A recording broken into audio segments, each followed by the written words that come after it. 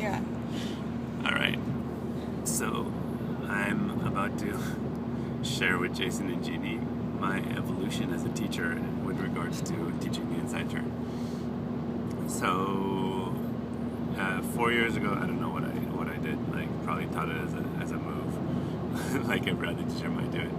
Then I went to all right. There's a 3-step process for teaching the inside turn.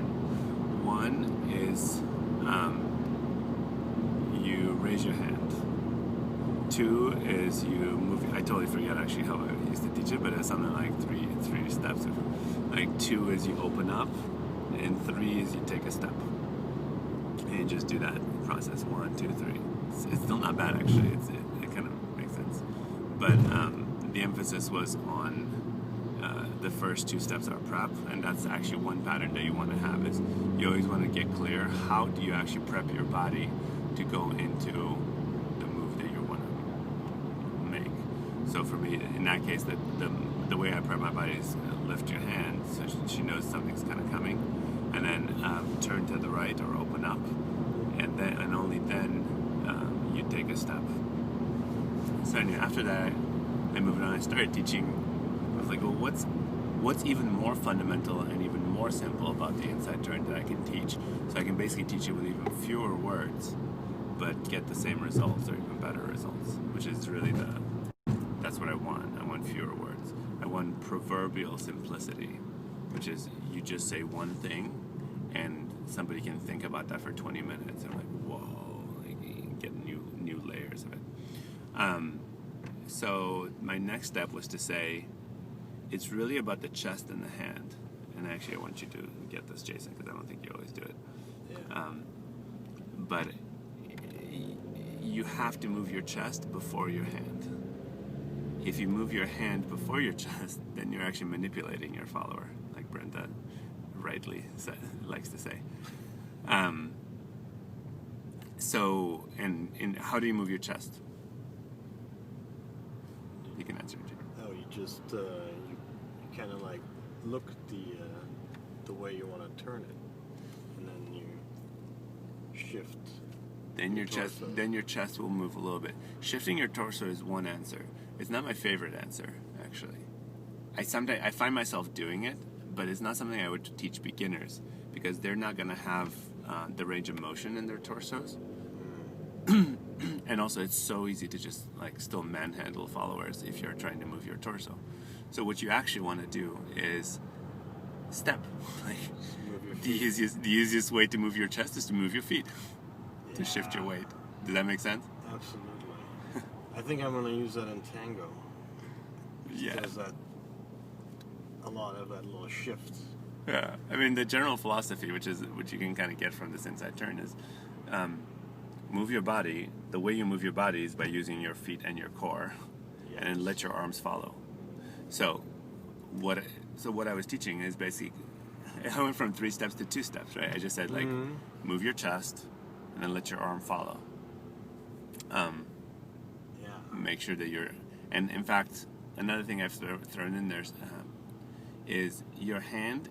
For a lot of people, and I do this in private lessons, for a lot of people, their hand still kind of moves to the middle, and if your hand moves to the middle even a little bit, you're actually engaging your own muscles. You're making your follower's hand get tense as well. So it doesn't even matter that your chest is moving because your hand is moving with your chest, and you don't get that difference. What you want is actually the change between your chest and your hand. So to be even safer, I take my hand as I move my chest away. I take my hand, I move it out and down. So I stretch out, and then my hand comes along after my chest. So from here, I kind of move my hand away, then I move my chest, and then my hand comes towards my chest like a bungee cord, basically. And you have to regulate the tightness of that bungee cord so it's not too tight and it's not too loose. So that was like evolution 3 of how I teach the inside turn. And it was better, right? Like, does it land? It's actually better than the 3-step. I think the opening up will be part of that anyway. When you move your feet. Yes, and that's the thing. Like understanding understanding the body Yeah. well enough to where you know what's going to happen, to Yeah. where you don't have to talk about it and it still happens. And I think other teachers I know who probably have an even better understanding of the body mechanics than I do, just have a need to say every single thing. And whereas I'm looking for what's the laziest way to go about it for me and for them, because that lazy is good. Like few words is good. Because the fewer things you have to remember, the easier it becomes. Yeah, totally. The less you're in your head. Then you Yeah. actually can't really learn dance through your head. So then now I've been playing around in the last month or so with a new way of teaching inside turn, which is like turn your head, right? Bam.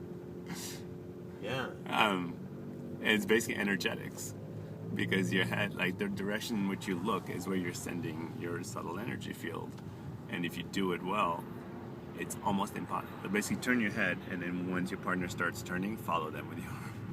That's true. Yeah, you know what I'm talking about, right? Absolutely. Yeah. So it's like, and it's a struggle as a teacher, because part of me wants to but no, let me tell you how I know about the sequence of movement and how I know exactly what fucking happens on a turn. I mean, actually teaching an advanced student, I had this experience of learning what I really do on the inside turn. You want to know? It's fucking crazy. You have more detail? Yeah.